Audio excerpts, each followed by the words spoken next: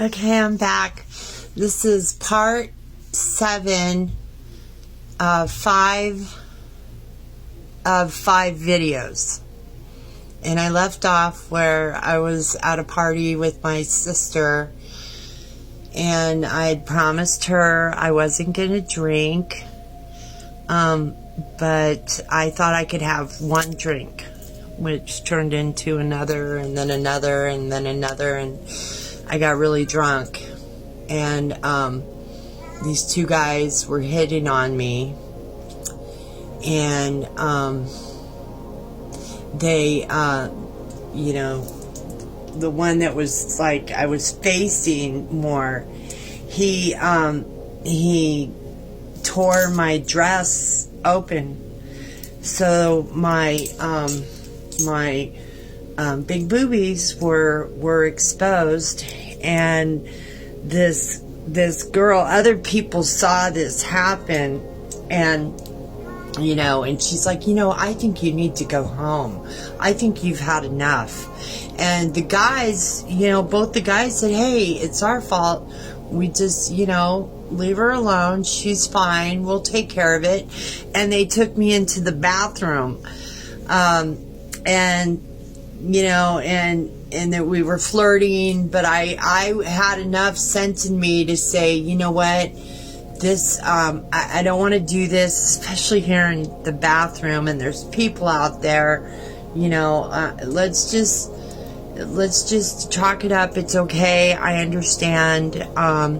But let's not take this further, and so I got out of there, and decided I tried to find my sister. I think she was avoiding me, because she probably heard that, oh, there's this chick, and she goes, oh my God, I told her not to drink. And so I left the party, and I was going to go see a guy I had a crush on. And all the while, I've got a jacket on, but it's a real loose jacket, so I'm just walking around with my boobies exposed around Imperial Beach. Go to this friend, and he was with a girl, and I'm like, oh dude, I'm sorry, I just was coming by to say hi, and he's like staring at my boobs, and so I left there, and I went back to the party, and one of the guys the guy that ripped my dress open, he was there, and he's like, oh man, I'm so glad to see you. I'm so glad. He goes, you know what, why don't we split? And we'll go have, we'll go have some fun, just me and you. And I'm like, okay. He was really hot. He was really good looking. He was in SEAL teams, and I thought, yeah, I thought it was a great idea. So I went with him. We went to his apartment, and we got it on. We were having fun, and then in the middle of the night, going at it some more, and he kind of went in the other hole, and man, did that hurt big time. And I was screaming, going, please stop, it hurts, stop. And he just made sure he went as hard as he could, and it was it hurt so bad. And I remember after, I think he went to sleep, and I went and took a bath, and there was blood, and I hurt so bad. And went back. I didn't have my own car, and so I just tried to sleep, but I just laid there, and I was just thinking, man, this is awful. And then he gets up, and he informed me that he still wanted to play, and I hurt so bad down there that I gave him sex. I gave him a blowjob, and it was just this awful feeling of I really liked the guy. He was funny, and he was nice, and he was good, except when he hurt me really bad. and I felt bad that I didn't stand up for myself and say, no, I'm sorry, I don't want you to touch me anymore. I don't want to suck your dick, but I didn't know how to speak up for myself. And so I, finally he gave me a ride home, and I was able to go home, and then made plans for that night, the next day, to go out. And I think I went with my sister. I apologized to her and I told her what happened, and she was like, Mel, when are you gonna learn to not drink so much? When are you gonna learn to just keep your legs shut?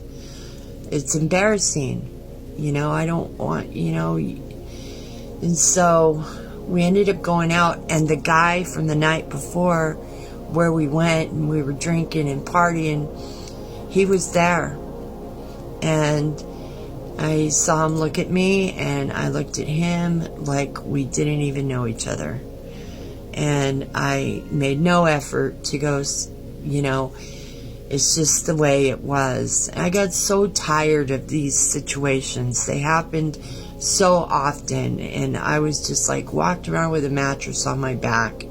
It was such an addiction, and the alcohol and the drugs. And so one night I'm working at Denny's, and a gal who was also a waitress there, it was her night off, but she came in and we were talking, and and I told her my plan. My plan was to, because when living on El Cajon Boulevard, taking the bus, I was approached lots of times about asking if I was working, and I'd be like, no, I'm not a prostitute. I'm a slut. No, I didn't say that, but because I always made sure I never took money, because then I would be a prostitute. But I was loosey-goosey, with a mattress on my back, and I was a good time. I was a real good time. And so I'm telling her, I go, I got this plan. I think what I'm going to do is I'll keep working as a waitress, but on my off time, I think I'll go ahead and start, taking money for sex. And she goes, Melinda, that's not a real good idea. It's not a good plan. And she informed me that she was sober in Alcoholics Anonymous.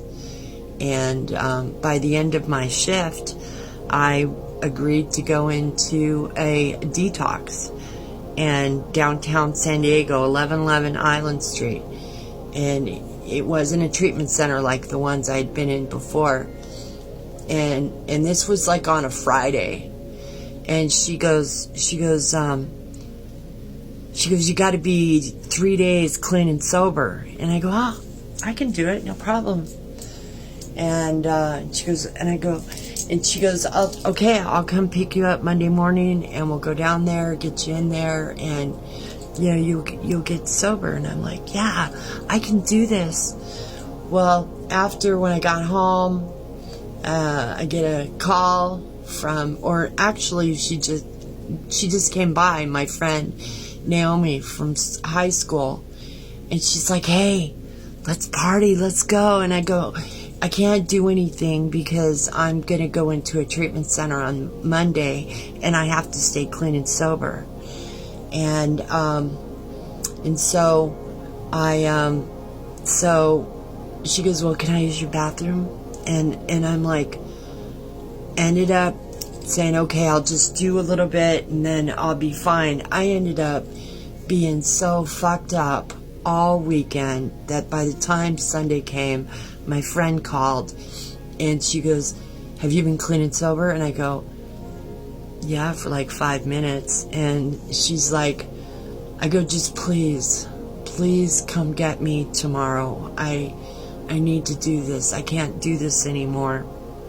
And so the next morning, she came and got me, and I went to detox, and I got clean and sober, and I went to back to Serenity House in Escondido.